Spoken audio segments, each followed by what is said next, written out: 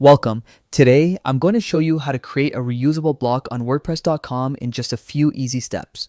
By the end of this tutorial, you'll be able to save time and keep your website consistent with reusable content blocks. Let's dive in. First, open your browser and go to WordPress.com. Once the page loads, locate the login button in the top right corner and sign in.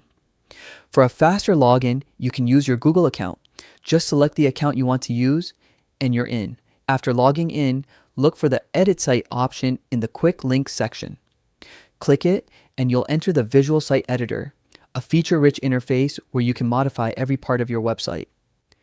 Now, find the block or group of content you want to reuse. Click on it to select it. Then, look for the three-dot menu in the editor. Click it, and from the drop-down, choose Create Template Part. This is where the magic happens. You're turning your block into a reusable component. Next, give your template a clear, descriptive name. This makes it easy to find later when you want to use it on other pages or posts. After naming it, click Add, and your reusable block is officially saved in WordPress. To use it, go to the top left corner of the editor and click Add Block.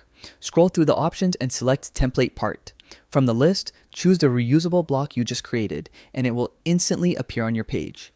And that's it. You've successfully created and added a reusable block on WordPress.com. This simple process not only saves time, but ensures your website maintains a consistent look across all pages. Thanks for watching. If you found this tutorial helpful, don't forget to like, subscribe, and hit the bell so you never miss an update.